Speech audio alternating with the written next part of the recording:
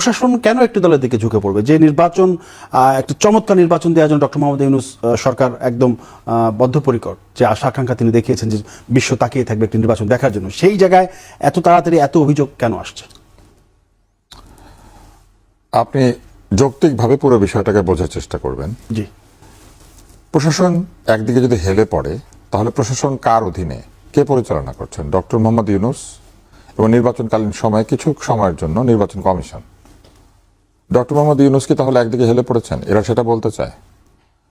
আমরা এই উপদেষ্টাদের সাক্ষাৎকারে এবং বিভিন্ন সময় বলতে শুনেছি যে ডক্টর মোহাম্মদ ইউনূসকে তারাই প্রধান উপদেষ্টা বানিয়েছেন।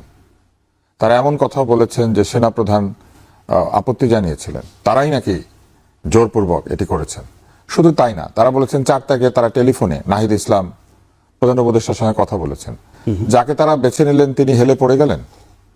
তার মানে চিন্তা করেন, সবকিছু তাদের দিকে হতে হবে, তাদের দিকে না হইলেই সেটা অন্যদিকে হেলে গিয়েছে। আপনি যদি মাঝখানেও সোজা হয়ে দাঁড়িয়ে থাকেন, তারা দেখবে আপনি হেলে গিয়েছেন। আপনি যদি চোখে হেলে থাকতে দেখেন, সেটা আপনার চোখের প্রবলেম, সেটা যিনি আছেন তার প্রবলেম না। তারা যদি এটাই মনে করেন যে ডক্টর মোহাম্মদ ইউনূস হেলে গিয়েছেন, তাহলেই কেবলমাত্র এটা বলা সম্ভব যে প্রশাসন হেলে গিয়েছে। এবার আসেন প্রশাসন তো হেলে যায়নি, প্রশাসন ঢেলে গেছে। ঢেলে দেই কি বলে প্রশাসনকে ঢেলে সাজানো হয়েছে, আপনার নিশ্চয়ই মনে আছে। আচ্ছা, যাদের চাকরি বাকরি ছিল না, রিটায়ার্ড হয়েছিলেন, এমনকি 2-1 জন আছেন যারা লেজিটিমেট কারণে চাকরিচ্যুত হয়েছিলেন, এদেরকেও ফেরত আনা হয়েছে। এরা বঞ্চিত, নির্যাতিত, অবহেলিত, এইসব কথা বলে এনে তাদেরকে বসানো হয়েছে জায়গা মতো। এছাড়াও আপনার মনে আছে এই সরকার দায়িত্ব পাওয়ার সাথে সাথে ডিসি এসপি নিয়োগ দিয়েছিল, প্রমোশন দিয়েছিল। বিশেষ করে ডিসি নিয়োগ বাণিজ্য 5 কোটি টাকার চেক। মানুষের স্মৃতি দুর্বল হতে পারে, কিন্তু ভিটামিন ডি খেলে, একটু ভালো মতো ভিটামিন খেলে, লটারির মাধ্যমে তো এসপিডিসি না, এটা তো আবার হয়েছে পরে, শুরুতে আপনার মনে আছে, এটা নিয়ে সচিবালয় রীতিমতো হইচই শুরু হয়ে গেছে। তার মানে একবার তারা ঢেলেছেন, ঢেলে সাজানোর পরে আরেকবার তারা লটারি করে ঢেলেছেন। তো 2 বার ঢেলে দেওয়ার পরে আবার ঢেলে দিতে হবে এখন। এই প্রশাসনকেও তাদের নিরপেক্ষ মনে হয় না। প্রশাসন সিলেক্টিভ হলেও নিরপেক্ষ না, প্রশাসন দৈব চয়নের ভিত্তিতে লটারি করে হলেও নিরপেক্ষ না। তার মানে তাদেরকে জিজ্ঞাসা করে করে লোক বসালে কেবল এটা নিরপেক্ষ হবে। তো সেটা কি সম্ভব? সেটা সম্ভব না। এরপরে তারা কি বলেছেন? প্রশাসন হেলে গিয়েছে। কি কারণে হেলে যাওয়ার উদাহরণ কি? হেলে যাওয়ার উদাহরণ হচ্ছে 2-1 জন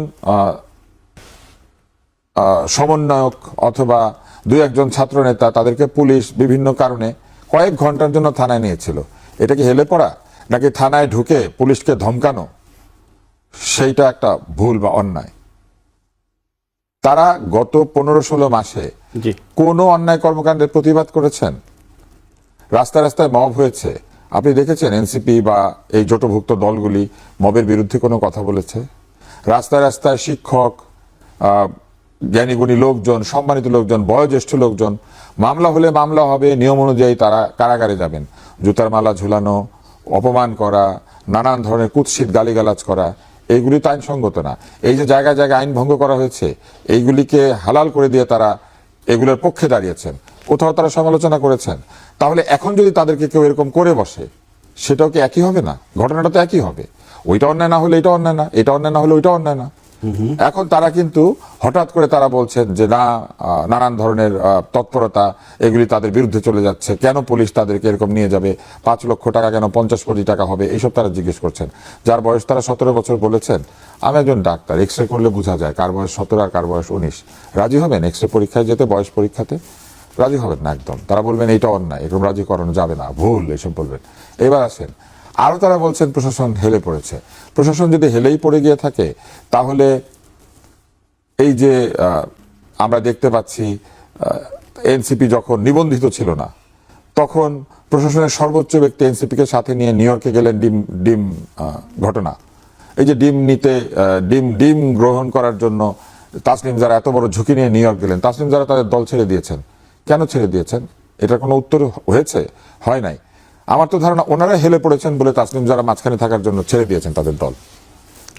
এইবার আসেন আরো বলি, ওনারা বলেন যে প্রশাসন হেলে পড়েছে। প্রশাসন যদি হেলে পড়ে থাকে, তাহলে এতগুলো সন্দেহজনক হলফনামা সহ এতগুলো মনোনয়নপত্র বৈধ হয় না? সেটা ঠিক আছে, আসবে আপনার কাছে। আমি একটু ইব্রাহিম ভাই, আপনি একটু বলবেন সেটা হচ্ছে এই যে হলফনামার কথা সবাই বললেন। হলফনামায় নানা রকম তথ্য দেয়া হয়, সম্পদের তথ্য, অনেক তথ্য থাকে সেখানে। তো এই তথ্য যা দেওয়া আছে সেই অনুযায়ী কি ব্যবস্থা নেওয়া হয়? মানে তথ্যতে অনেক গড়মিল থাকে, তো এই তথ্য দেওয়ার দরকারটাই কি? মানে কোনো ব্যবস্থা তো শেষ পর্যন্ত নেওয়া হয় না। আপনার দলের প্রার্থীরা তো তথ্য দিচ্ছে, কিন্তু বাস্তবে তারা যেভাবে বলে, বাস্তবে আমরা অন্যরকম দেখি আর কি।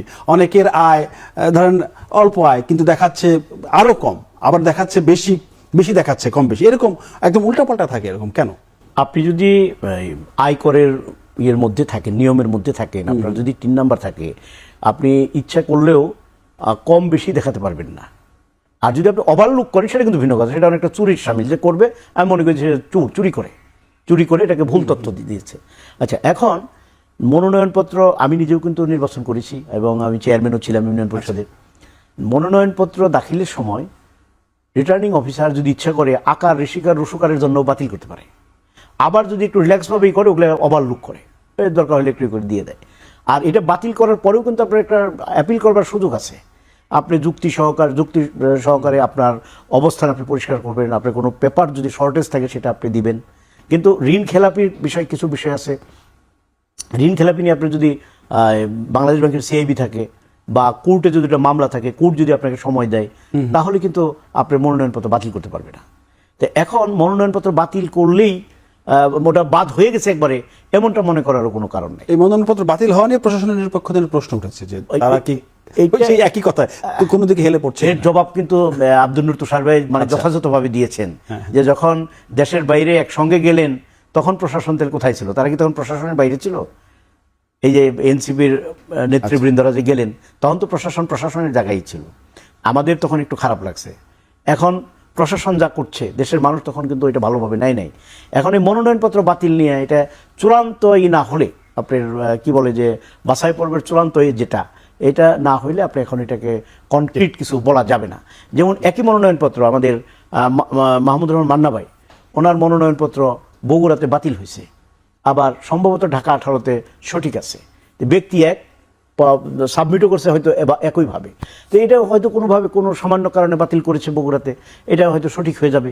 আবার আপিলের তো সুযোগ থাকে। সুতরাং এটা নিয়ে হইচই করা মানে কি? অগ্রিম যেমন নির্বাচন হইতে দিবে না, যার সংস্কার চাই, বিচার চাই, কি করছে?